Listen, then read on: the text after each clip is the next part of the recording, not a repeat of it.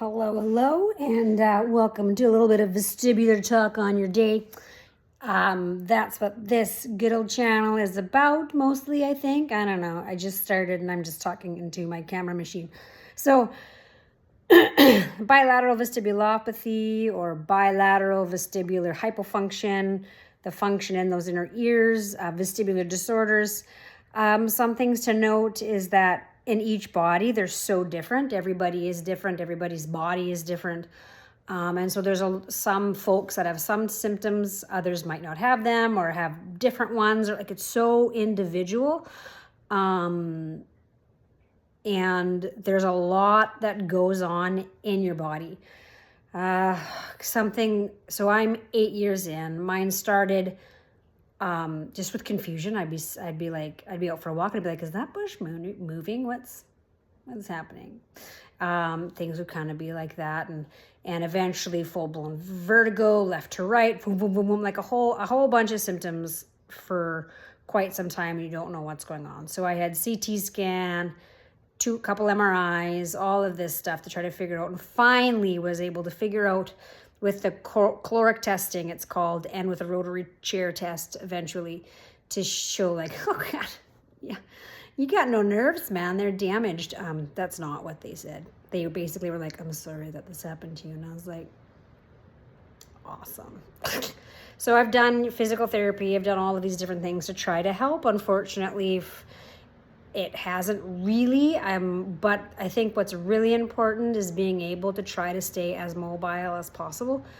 So when I'm able to get outside, I live in a very cold climate in the wintertime, so I go out, but it's harder when it's the snow and it's that same color and you can't really find lines to follow with your eyes. It gets a little bit more difficult.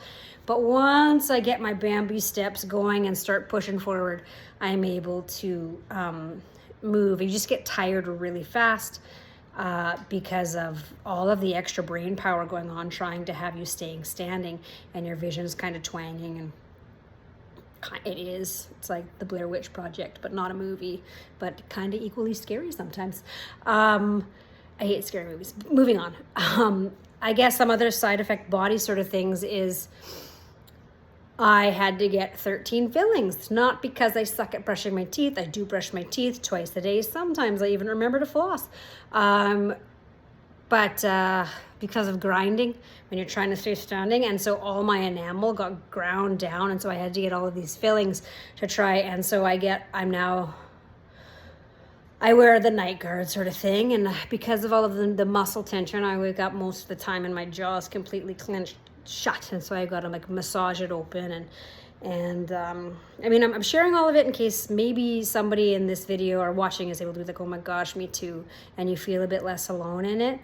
It's hard because sometimes you have a hard time doing something like exercising or things because you poop out so fast, and because it's trying to find that art of like what's too much, what's just enough. And so I thought I'd share a couple things that I'm doing recently, and one is like sitting and shadow boxing kind of thing that can help. I mean, my vision still does this when I'm doing my punchy moves.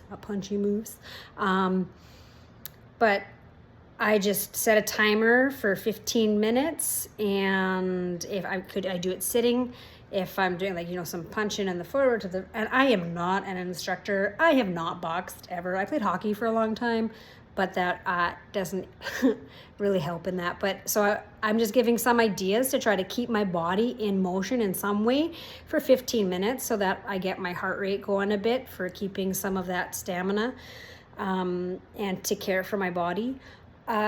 And another thing, if I'm feeling kind of okay, is being against a wall and pinning my foot against the wall to make sure I have that stability, and then doing the same sort of thing, pinning my back against the wall and just kind of walking on the spot.